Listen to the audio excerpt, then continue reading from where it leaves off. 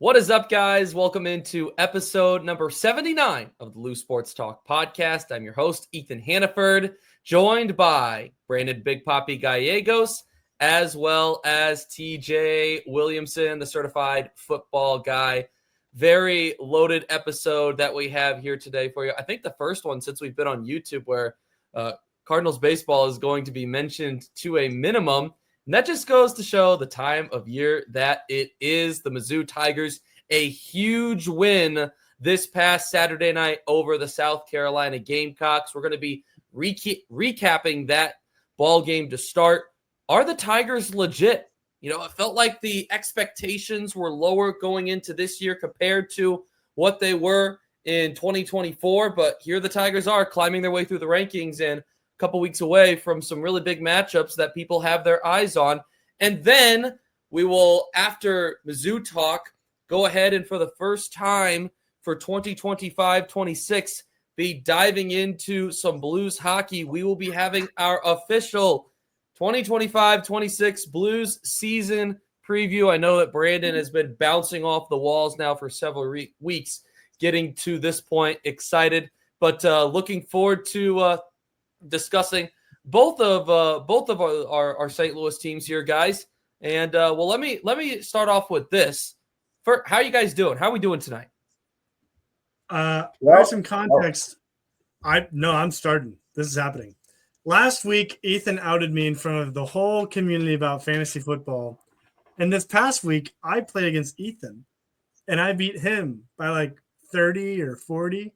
If you can see right below my name right here, it says, haha, I beat Ethan. So, Ethan, there you go. It was actually by 24, but, you know, we'll leave it at that. Hey, all I'll say is this. My condolences on John Mateer. That's all that I'll say. My condolences. My condolences. Well, we're not here to talk about Oklahoma. I don't even know why you brought up fantasy football. So, I'm doing great, Ethan. How are you, Brandon? Yeah, I mean, geez, Ethan was going on there. I thought he'd never ask. I'm glad he did, and I'm doing well. Thank you for asking, TJ, not Ethan. And I'm excited to talk some Blues hockey and MIZ. Back to you. Last I checked, I asked how you guys are doing, and TJ selfishly jumped in first. So I don't want to hear it from you, Big Papi. But let's go ahead. We could probably banter like this all night. Let's go ahead and save the people from that. And let's go ahead and let's get into this. The Tigers hosted South Carolina this past weekend. And I think we could all agree when you looked at the schedule going into 2025, that one was highlighted as one of the more important games on the schedule, on the slate this year. There were questions going in whether or not the Gamecocks quarterback Lenore Sellers would play due to experiencing a concussion in their loss the prior week against Vanderbilt. They were nearing a top 10 team prior to that loss, and then they fell out of the top 25. I think the spread at one point last week was 13.5. Mizzou was heavy favorites, and then as the week went on, there was questions, and then it was, Lenore Sellers is probable, and then it was Lenore Sellers is playing. And despite that, the Tigers were still 9.5-point favorites, which absolutely amazed me. Just proof that Vegas is always right on it. Regardless, though, of Lenore Sellers playing, the Tigers were able to, in large part, hold the Gamecocks offense in check. Low-scoring defensive affair through the first three quarters. Back and forth they went. The Gamecocks led this game 20-18 heading into the fourth quarter. However, MIZ would prevail. The Tigers scoring the final 11 points of the ball game, leading to a 29-20 victory. 4-0 now to start off the season, and we can get into some of the numbers, some of the notable performances. Brandon, I will start off with you, Mr. Tiger Man. Your general thoughts on the Dubski for Mizzou. Yeah, I mean, I would say even though Bo outplayed Sellers in the quarterback matchup there, I would say ultimately the running game continues to prove to be what Mizzou is going to rely on. I mean, that's what Drink's been doing since he's been at Mizzou, and he's always done it by committee, right? I mean, very seldomly over the last, even 5 years that he's been there, can you think of just a time where there was one standalone running back, right? Like obviously recently we had our guys here and there, but most of the time it's been by committee. You see it again on Saturday. Ahmad, you look at him and you're thinking you didn't really know much about him coming into the season. You knew he brought some talent, but man, you put him behind an SEC offensive line, and all of a sudden, we talked about this before, Ethan, a few weeks ago. The offensive line was something that needed to improve. Their younger offensive line for Mizzou, and they showed out. Mizzou won this game because they could ultimately they did run the ball on South Carolina, and South Carolina just couldn't. Mizzou continues to stop the run. So I don't see that changing, but I see that getting more challenging as you see teams like A&M, OU, Bama later in the year. TJ? Yeah, it seemed like both teams were almost more comfortable being behind. I don't know why. Like Sellers, 300 yards, 2 touchdowns. I mean, you saw the NFL talent on some of the rollouts and some of the throws where you were like, that guy's top 5 quarterback next year in the draft. But Bo looks good. I mean, all things considered, like he was a game manager, and honestly, with his breakdown that we heard about before the season even started, that he's more of a runner, doesn't set up the pass much. We relied on his arm pretty heavily, and it wasn't for a lot of big plays to Johnson or to Manning, but it was for a couple of crucial plays where his legs being on the move really made a difference to get us the 5 to 7 yards we needed on third and long. And so I think all things considered, very, very excited. Kind of feels like Kansas didn't know entirely what to view that team as. We knew that quarterback over in Kansas is pretty good, but we didn't know if it was SEC level. And even South Carolina being a lower echelon SEC team at the time, not being ranked, there's legitimate competition there. And I think that if an average viewer looks at this game and sees a ranked Mizzou in a tighter battle against an unranked South Carolina, I don't think they know ball, because South Carolina was not terrible. Mizzou was figuring stuff out along the way, and Bo even threw an interception. We overcame it. So overall, I'm very excited. And Hardy surprised me. I was shocked earlier in the season when he was fumbling a decent amount of times, and we happened to fall on it a couple of times. But Hardy proved me wrong. He's a dog. So really excited to have him on the squad. Bo Pribula, 16 of 27, 171 yards passing, a passing touchdown, and interception thrown, as you mentioned, TJ. But he also added 72 yards rushing on the ground. Brandon, you talked about the Tigers' ability to run the ball, and you mentioned Ahmad Hardy, who ended up with 22 carries and 138 yards and a touchdown. So, decent, I guess you could say. But you also talked about the running back by committee, Jamal Roberts, 13 rushes, 76 yards and a touchdown. Somehow, someone explained to me how he scored that go-ahead touchdown. I mean, he was stumped by 4 guys at the 5-yard line and Houdini'd out of it. I don't know how he did it, but, I mean, very impressive. And then not to mention, you talk about Bo Pribula's ability, yes, to throw, but he's a dual-threat guy. He's going to lean on his legs just as much as he has to lean on his arm, probably. And you tally those 3 guys together, and when you have to respect the pass as well, when you look at some of these receiving targets that the Tigers have, all of a sudden it becomes really difficult to slow down this run game. And I think that if we learned anything about this Tigers team going into the remainder of the season, it's that the rush attack is going to prove to be really tough to stop when you look at the amount of skill that they have at receiver, Bo's ability showing week by week that he is going to be able to hold his own passing wise. But then when you take into consideration the legs as well as Hardy and Roberts, that's going to be really tough to stop, in my personal opinion. TJ? Oh, 100%.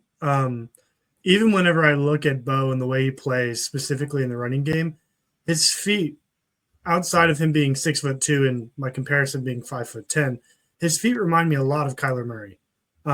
If you notice the way Kyler runs in the NFL and college, it's more like a cut. Like it's literally he slashes and he's down the field like 7 yards in a couple of seconds, but it's never like breakaway speed.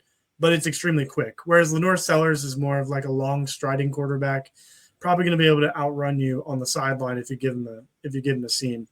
I think it is going to be.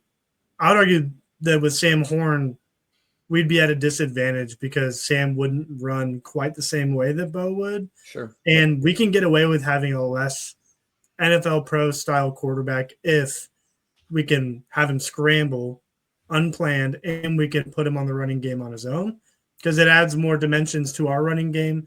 It gives Hardy more open lanes. It just makes a linebacker hesitate for even a second, to where one of the two people getting the ball, Hardy or Pribula, is going to be able to take off running. So, Brandon, a couple of weeks ago when you and I recapped Mizzou versus Kansas, I remember asking you about what did we learn about Bo Pribula in this game. Here's my question now. Did we learn more about Bo Pribula against Kansas or against South Carolina? Because we saw a different version of him in both of those games.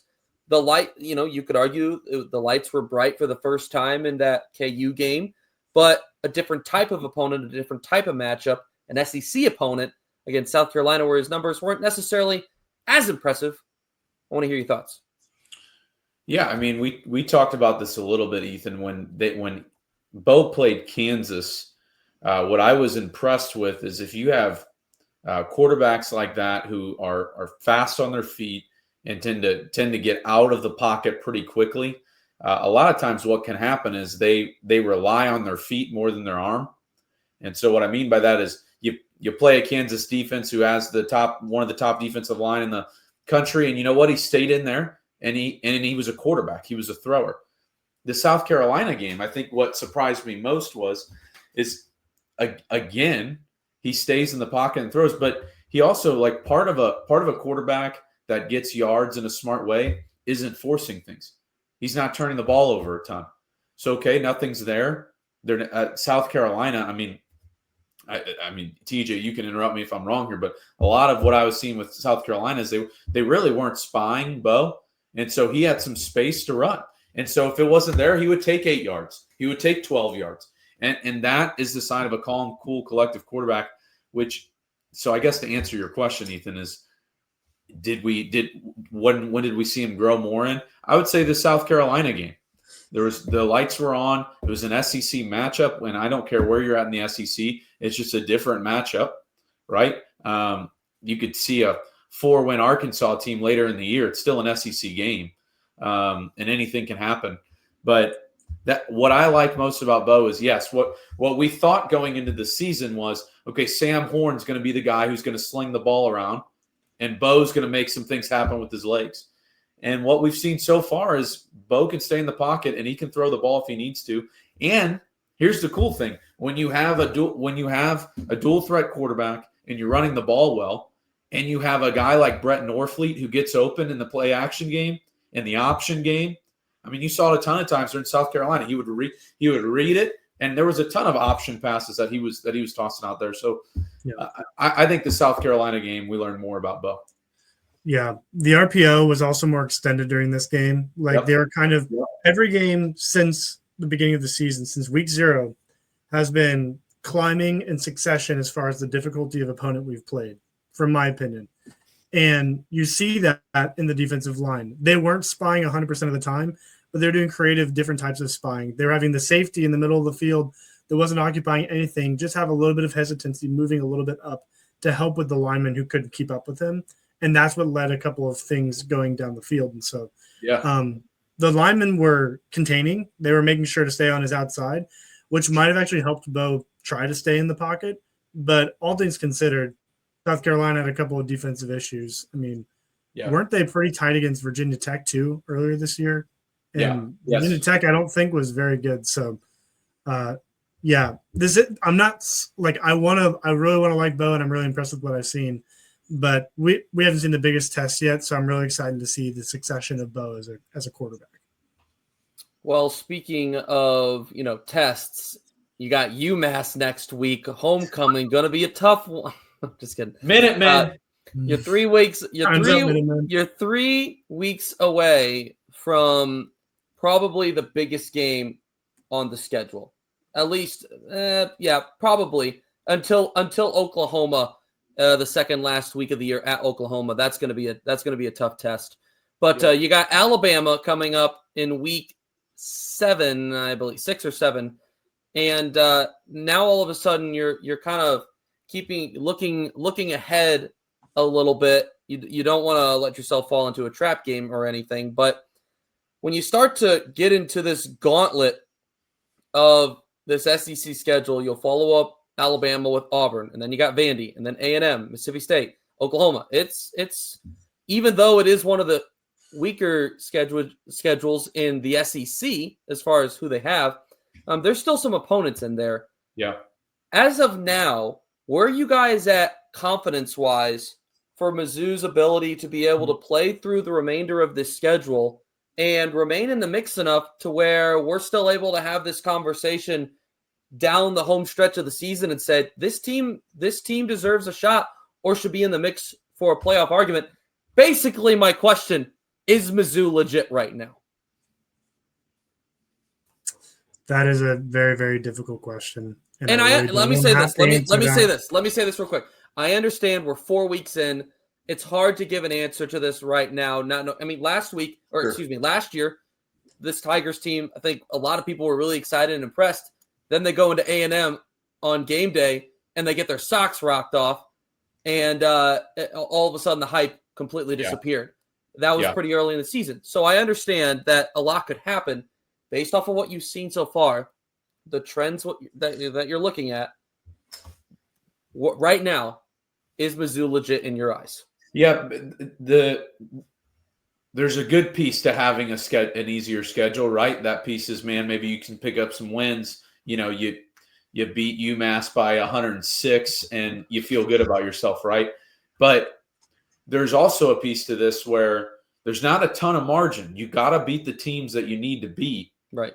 And you need to win 2 out of 3 against A&M, OU, and Bama.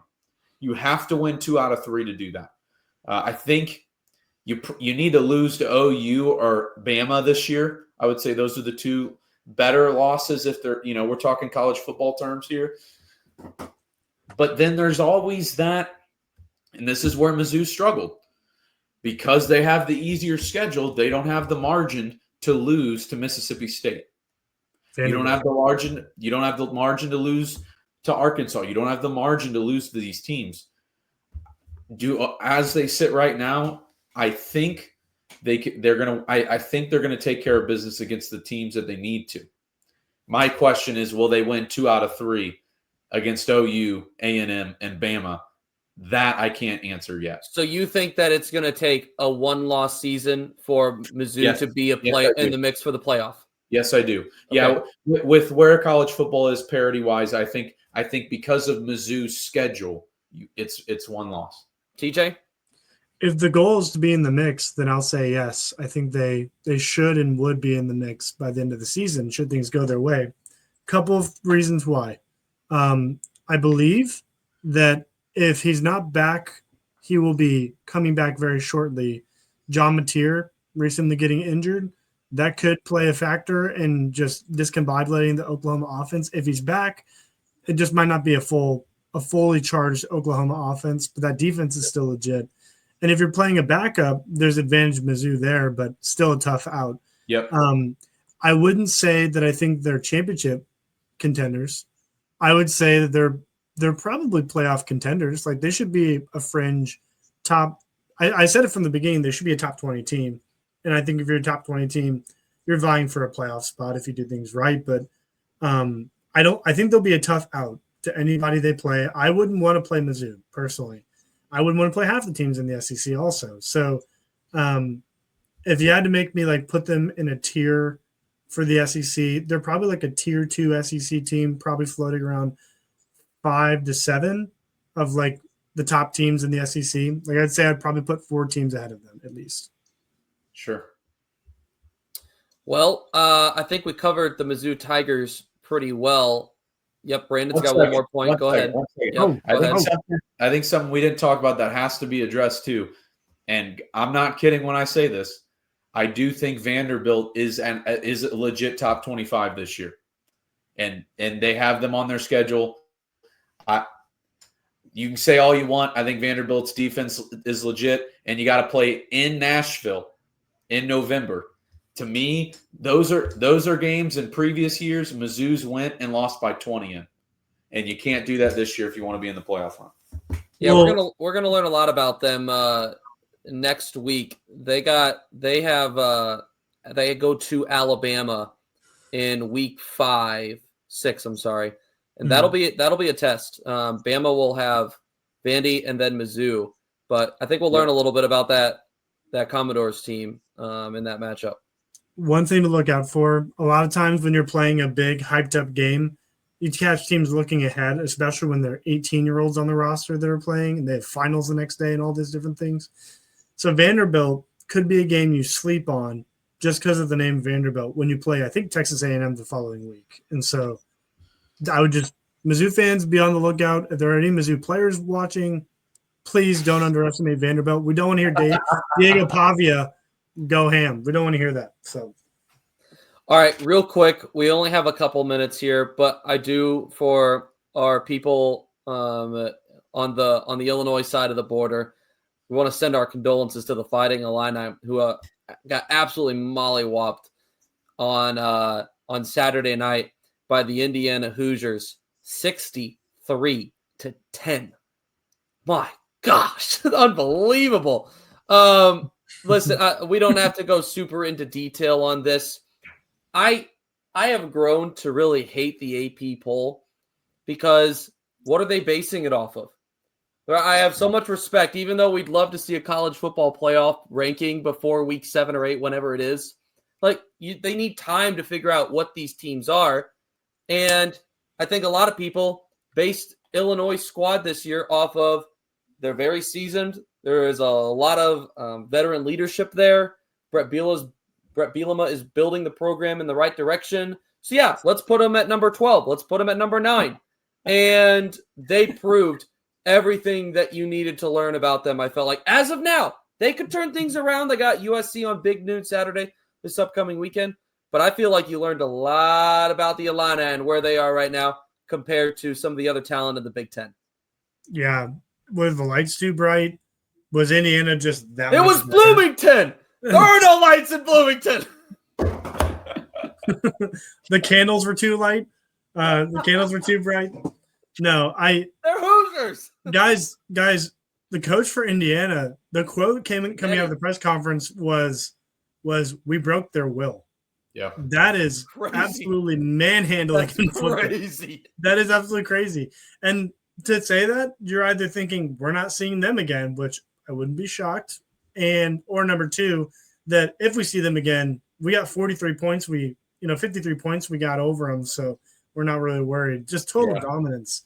Yeah. Something went terribly wrong after that 7-7 start. I'll tell you what went wrong. Everything following the 8-minute mark in the first quarter. They got outscored from that point, 56-3. That is unbelievable. Having 2 running backs combined for 29 yards. Crazy. And then the actual stat line, because of the way college football does it, if you get sacked, you get negative yards. Mm-hmm. You have negative 2 yards, 2 yards rushing. That's Brandon, I know you've just been smugging the whole time we've been talking about Illinois' demise, which is hilarious to me because it's not even a rivalry and they have been good for 3 decades. But you have any dirt to rub in the Illini fans' eyes here or anything? No, I was hoping Illinois would be good this year. I want to see that again. Get them on the gridiron. What are we doing, NCAA? Bring back the arch. Give me Lovie Smith. Bring back the arch rivalry. At the Dome at America Center. I want to be in that unsponsored, outdated, 70,000 seat stadium, watching the orange and gold go at it. Smells like expired plastic. Just eating decade-old popcorn, and you still smell Kurt Warner's jock strap. Here's what I'll say: you lose that bad. Then you got to smell Kurt Warner's jock. You broke me, man. Oh. You lose that bad, you've given up. That's what I'll say. No, they did. Illinois gave up. Most teams, when they're behind, they throw more. And Luke Altmaier threw and completed 14 of 22 for 146 yards and a touchdown in a game where they were down at half by a lot. Yeah. 28 to be exact. Yeah. Well, TJ, we appreciate you being able to hop on here, dive into some Mizzou football in large part. Boy, a lot to be excited about right now with the Tigers. And at some point, we've covered the local teams up to this point. TJ, for those that don't know, is an Oklahoma fan in large part, but he's been very much so keeping up with the Tigers for his own enjoyment, but also to be able to provide us with some analysis for them right here on the Lou Sports Talk podcast. So TJ, we appreciate that. We appreciate you joining us tonight. Yeah. Go Tigers. We're going to go ahead and take a quick pause. When we return, Blues Talk right here on the Lou Sports Talk podcast.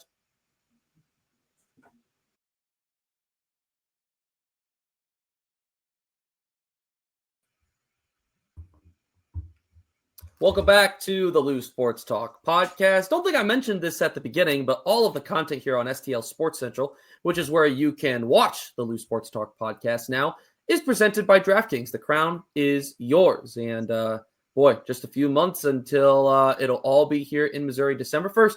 So buckle up, fasten your seatbelts for that. And we look forward to that. Brandon Gallegos, Ethan Hannaford here with you right here on the Lou Sports Talk podcast. Brandon, it is time. It is indeed. The season is right around the freaking corner, and Yes, the St. Louis Blues are nearing their return to the ice. We've already had some exhibitions, some preseason games, and now what are we, 2 weeks away?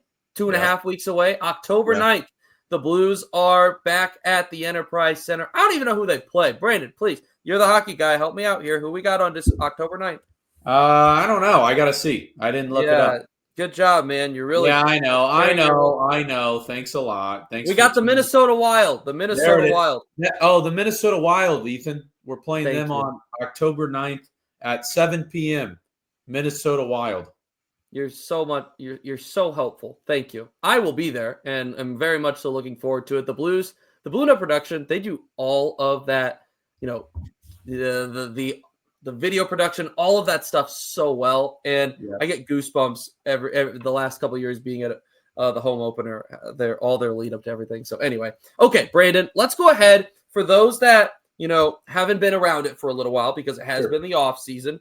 Let's catch people up a little bit because it was a busy off season for the Blues. They made some acquisitions. They moved on from some guys. They made a very notable trade, and this roster looks a little bit different. The first big thing that the Blues did, and you know what? I'm just going to throw order out the window because I don't remember the order in which it all happened. So I'm just going to throw it all out there. We can sort it out later. The Blues signed forward Nick Bugstad to a 2-year, $3.5 million deal, $1.75 million AAV. Going to play the center position on the third or fourth line. Probably the biggest one of the offseason, you could argue, was the trading of winger Zach Bolduc to Montreal for right-handed D-man Logan Mailloux. And that ended up being a huge trade because of Zach Bolduc's impact on this team last year. Mailloux, a young guy, unproven at the NHL level, but a lot of people seem to be excited about the potential there. The Blues in the post-July 1st free agency period signed Pius Suter to a 2-year, $8.25 million deal. Nick Leddy was claimed off of waivers as well, and they also re-signed Joel Hofer prior to that window opening up to a 2-year, $6.8 million deal. I know I just kind of threw it out there. It wasn't neat. It wasn't clean. It wasn't pretty, but you have a little bit of an idea. Brandon, before we dive into, a little more of the minutia, out of all the offseason moves, is there any specifically that really excite you? Just your quick brief about the additions. Yeah, I mean, Logan Mailloux. Anytime you add a young right-handed defenseman, which are hard to come by in the NHL, you perk up a little bit. You're like, wait a second, what was this deal that we made? Everybody was freaking out about losing Bolduc, and rightfully so. He's going to be a career 20, 25, maybe even 30 goal scorer. But in order to get, you have to give, and the Blues did that, right? And so Canadians had a surplus of a Blues need, and you found a trade partner, you found a dance partner, and I love that deal, the Pew Suter signing. Here's a guy that wasn't a massive name out there, but was a known free agent that you went out and got. Good teams that are cup contending teams have depth at the center position. They have right-handed young defensemen, and the Blues went out and did both of those things this offseason. So those were a couple things that definitely caught my eyes. Helps when you're not muted. That definitely helps. Dang.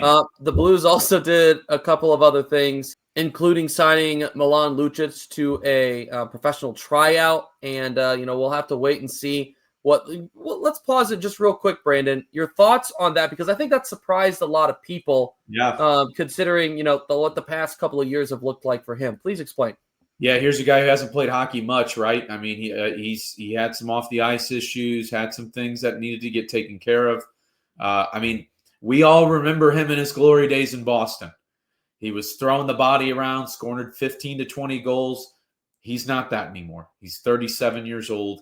He's a guy that's going to be a locker room and bring some energy and play on your fourth line if he makes the team. He's battling with a lot of guys. He's battling Matthew Joseph, Alexandrov, Texier. I mean, these are guys that he's having a skate with who are much younger than him and play a different style than him. He's slimmed down a little bit. He's not the big old Boston Bruin he used to be. But we'll see what happens. The Blues organization, Army, Monty, these guys give people second chances. And that's what they're doing with Lucic. We'll see. Zach Dean, Zach Dean, former first-round pick, but was drafted by the Vegas Golden Knights and was traded to the Blues in exchange for Ivan Barbashev, is out indefinitely as he receives care from the NHL Players Assistance Program. So you hate to see that for him, but it's good to know that he's getting help. Something definitely to mention, as he would have probably been fighting for a spot on the NHL roster.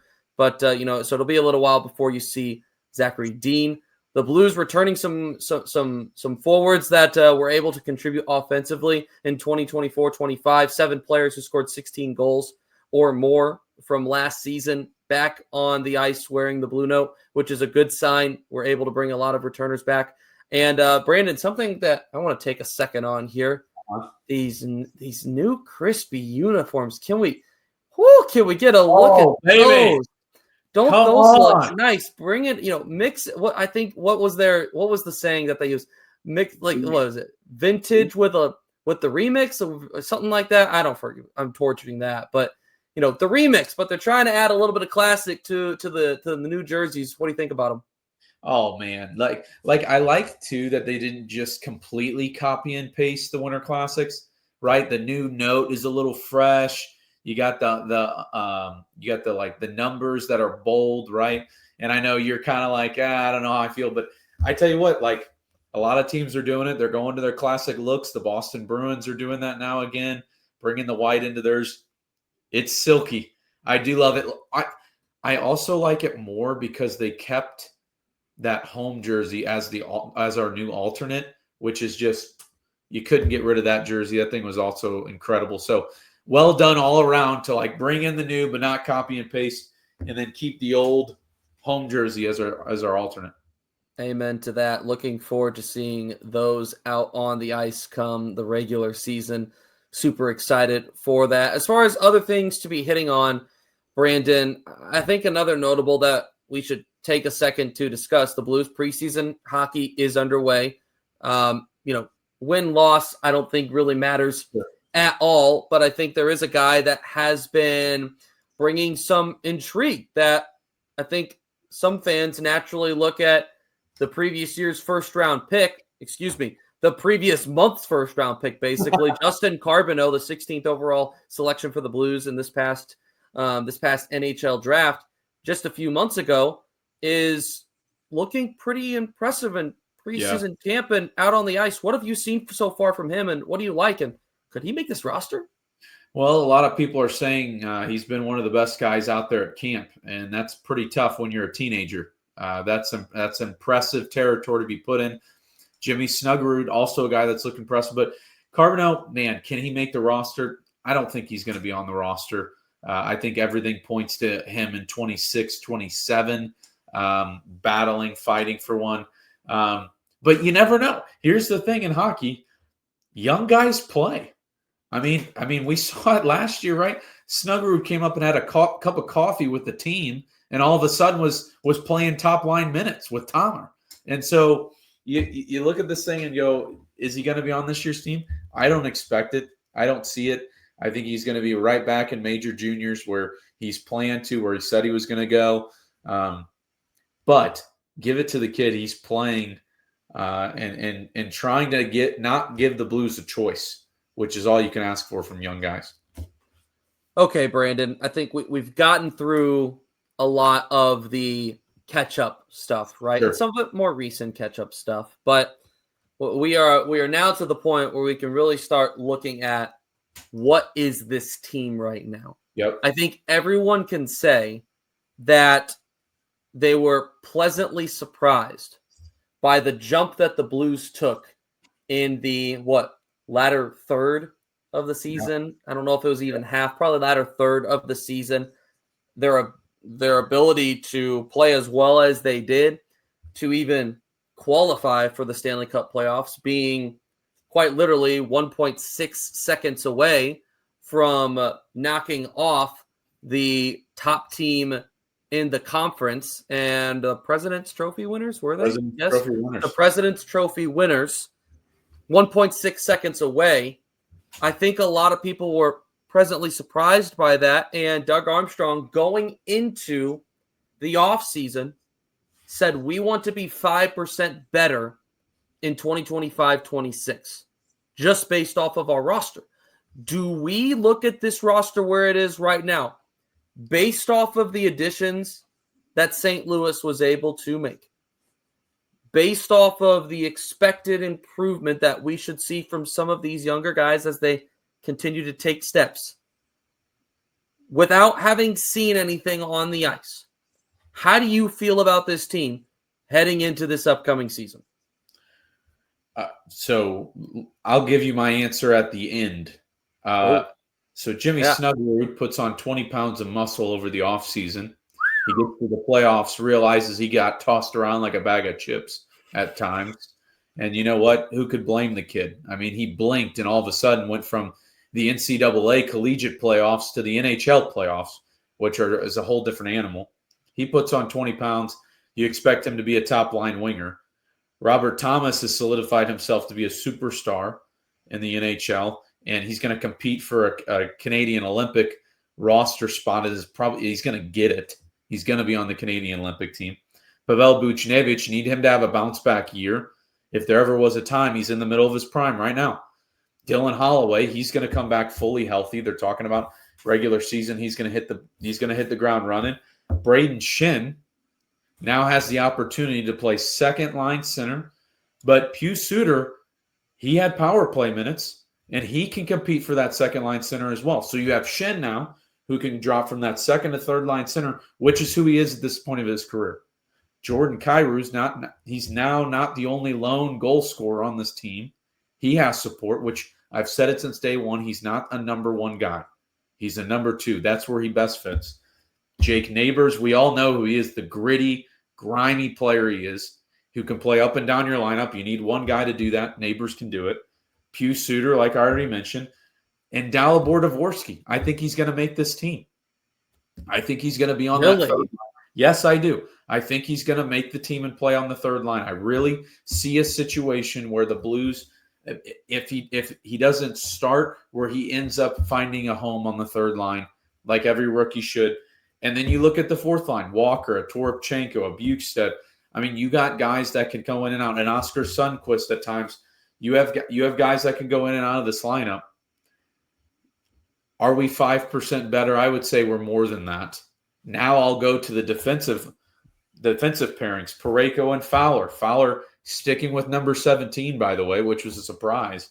I thought he'd go back to good old number 4. Philip Broberg, who's averaging, here's a guy who's averaging at the end of last season 25, 26 minutes a game. Justin Folk, you need him to play up.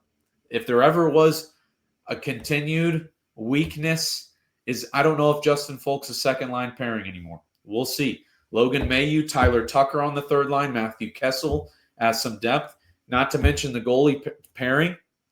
To me, we got to remember we were a second away from taking care of business against the Winnipeg Jets. This is a team that can win 2-3 rounds in the NHL playoffs this upcoming season. And I know what people are thinking. Well, we don't have that top-heavy superstar. Well, we've already seen in the NHL, you don't have to have that. You need 4 lines, and you need good goaltending, and you need big old defensemen. And the Blues right now are starting to form that because Logan Mailloux brought some size, and we all know Tucker. Tucker's got some beef to him. To me, the Blues are at least 5% better, if not 10%, going into this next upcoming year. That's what the Blues have looking forward to. Just to give fans an idea of the comparison, we've said it, 1.6. They were that close to being a second-round team. Sure. In 2024-25. 5% better from that, 10% better from that. What would it take for them for the window to open to being a cup contender? Is there a percentage that you look at from last year and you say this is how much better they need to be before they are opening that window? Or is this the year where that Stanley Cup window opens again? Armstrong mentioned this because those who don't know, Torrey Krug just failed his physical at camp, which essentially what that means is what we already knew is that he's going to miss the entire year, which more than likely is going to make him available for LTIR, which gives us that cap space. So whatever we pay Krug, we now get back in the books to pay. What's separating us? I could see this team as being a legit window opening contender. Is if we're in the playoff hunt, and then we make an acquisition. So we go get a top 4 defenseman to add some size to the back end again, or if we go out and we get a forward who can put some pucks in the net. I think we're at this point. I get why we're not adding right now. We need to see what we have, but if you go out and you're right on pace to be a 2-3 seed in the Central Division. To me, Army's going to add, and that could possibly open up the window. It's not as far away as it used to be, which is weird for us to hear just because we've been in this retool. But I'm telling you, Ethan, it happens quick. If you're in a playoff hunt this year, Army will add, and all of a sudden you're going, why not us? We'll see.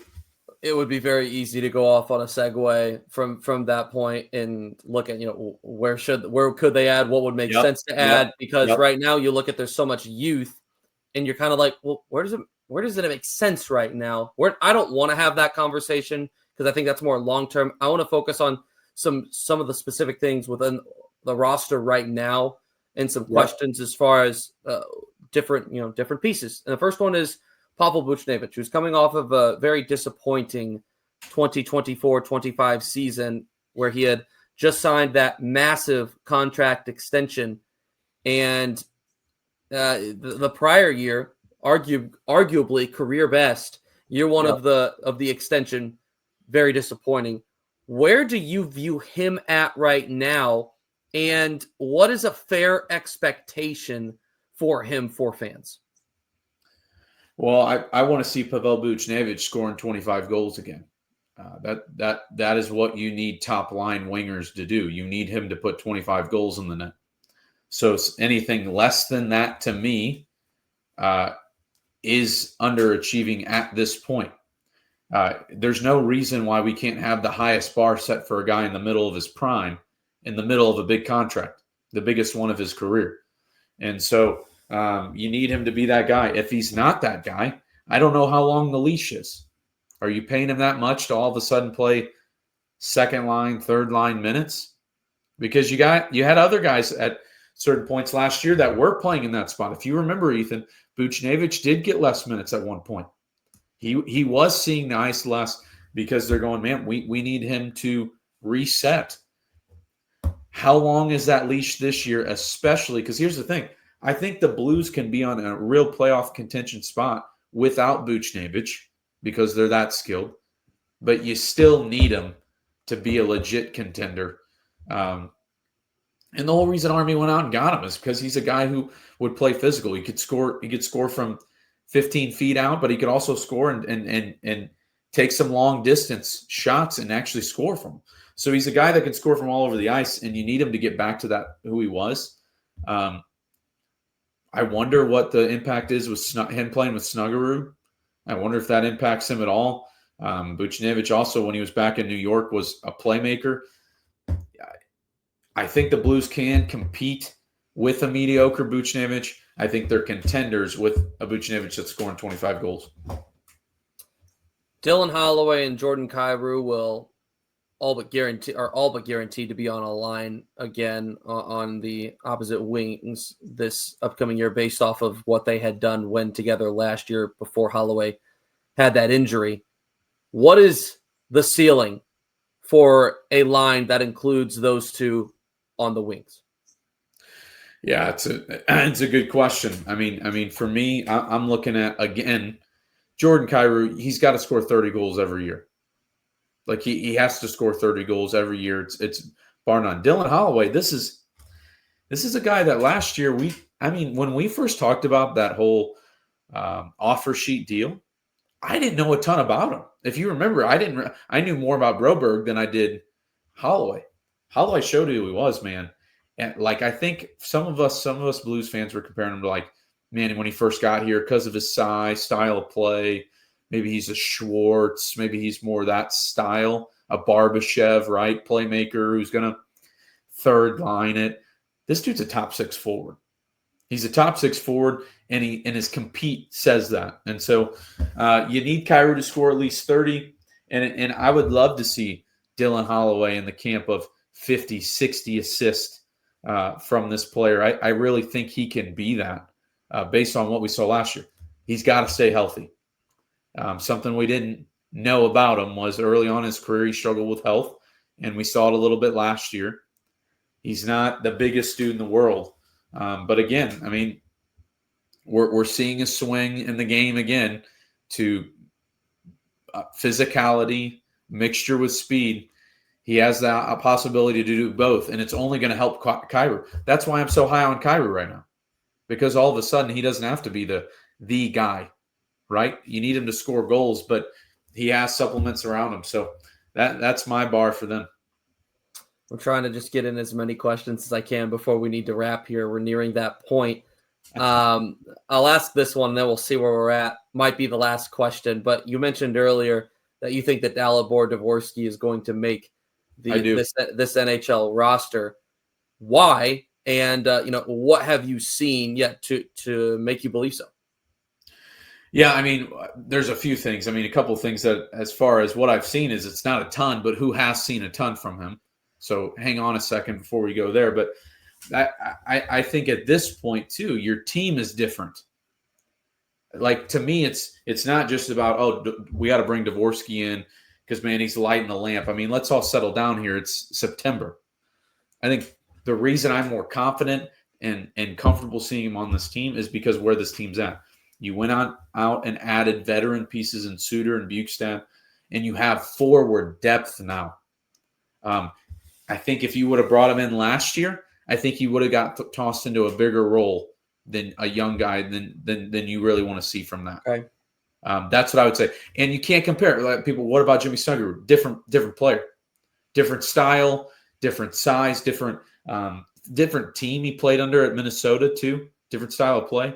Dvorsky, completely different guy. Here's a guy who's having to get used to, in general, just last year in the AHL, getting used to our style of game. And so, to me, it's more about where the team is at than it is necessarily about where he is at, because we just haven't seen a ton in mid to late September.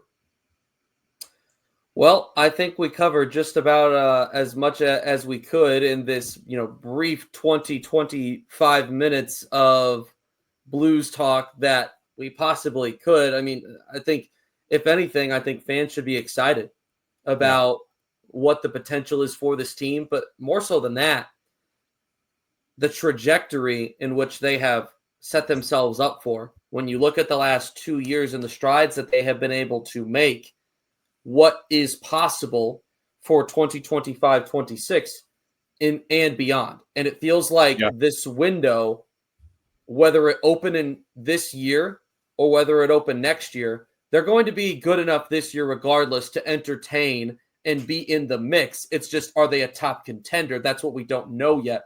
Regardless, that's not far away. And once it opens, because of what it's built around, a lot of youth and a lot of depth, you like to think that there's a good chance that it's going to be open for a decent period of time. A lot to be excited about. Yeah, I mean, you can't wait, right? Like this is what we've been talking about for a couple of years. You know what? They said it'd be a retool on the fly. They've done it, whether you liked it or not. They have done it. We will see how it plays out this year, though. Quick preview of what is to come this upcoming week in St. Louis sports. The Cardinals will wrap up their season this upcoming weekend against the Chicago Cubs at Wrigley Field, and then the offseason will begin, and Chaim Bloom will officially get to work. We know he is already starting to figure out what exactly it's going to look like. The Blues are currently in preseason play right now. Brandon, do you know off the top of your head the next time that they play in the preseason? Yeah, it's this weekend. The Blues play this weekend. They played at Dallas on the road, at Columbus on the road, and now they play Saturday at home against Chicago. Sorry, I threw you kind of on the spot there, but their home opener coming against the Minnesota Wild on Thursday, October 9th, 7 o'clock puck drop. It is not far away. That means that also Blues Central post game will return as well. You got City Soccer playing this weekend, facing off against LAFC, 7:30 start. City Central post game will be right here on STL Sports Central. And then the college football, you got the Mizzou Tigers hosting the UMass Minutemen this upcoming weekend, the 20th ranked Missouri Tigers. That game is kicking off at 6:30 on Saturday night, and we will have Mizzou Central post game right here. And fun one for the Illini, seeing if they can respond against USC. Big noon kickoff is there this Saturday, 11 o'clock kickoff on Fox, and we'll have the Illini Central post-game show right here on STL Sports Central. If you learned anything from that, this is the spot for all the content, all the action right here on STL Sports Central. We here at the Loose Sports Talk podcast are so thankful to be a part of the STL Sports Central family. We appreciate you being a part of this one. Episode 79, that's a wrap.